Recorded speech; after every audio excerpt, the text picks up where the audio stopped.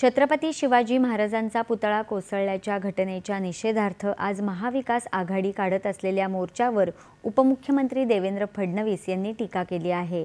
हा मोर्चा पूर्णपणे राजकीय आहे।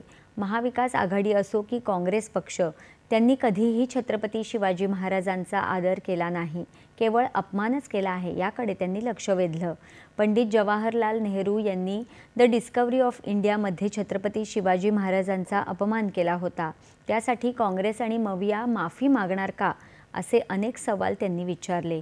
छत्रपती शिवाजी महाराजांचा उल्लेख असलेलं पंडित नेहरू किंवा इंदिरा गांधी यांचं लाल किल्ल्यावरचं एकही भाषण नाही। मध्य प्रदेशात तत्कालीन मुख्यमंत्री कमलनाथ यांनी छत्रपती शिवाजी महाराजांचा पुतळा बुलडोझरने पाडला। स्वातंत्र्यानंतरही काँग्रेसनं आपल्याला छत्रपती शिवाजी महाराजांनी सुरत लुटली हे शिकवलं, मात्र सुरतच्या लोकांनी तिथे छत्रपती शिवाजी महाराजांचा पुतळा उभारला, त्याबद्दल काँग्रेस माफी मागणार का, असा प्रश्न फडणवीस यांनी उपस्थित केला।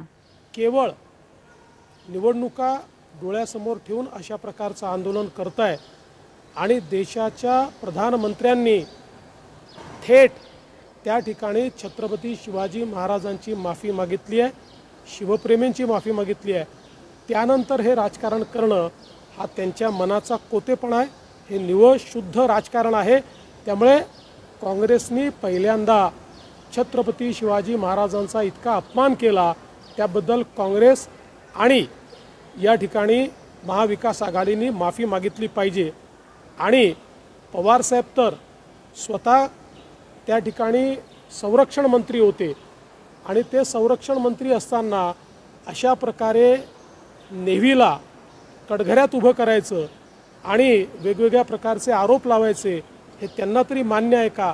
त्यामुळे खऱ्या अर्थानं छत्रपती शिवाजी महाराजांचा वारंवार 50 वर्ष सातत्याने अपमान केल्याबद्दल महाविकास आघाडी आणि काँग्रेसने महाराष्ट्राची नाही, तमाम शिवप्रेमींची, विश्वातल्या शिवप्रेमींची माफी मागितली पाहिजे। पुतळ्याला हानी पोहोचण्याची घटना दुर्दैवी आहे, मात्र महाविकास आघाडी यावर करत असलेलं राजकारण राष्ट्रवादी काँग्रेसचे सरचिटणीस आणि खासदार सुनील तटकरे यांनी म्हटलं आहे। पंतप्रधान, मुख्यमंत्री आणि दोन्ही उपमुख्यमंत्र्यांनी याबद्दल माफी मागितली आहे, त्यामुळे विरोधकांनी याचं राजकारण करू नये, असं ते म्हणाले।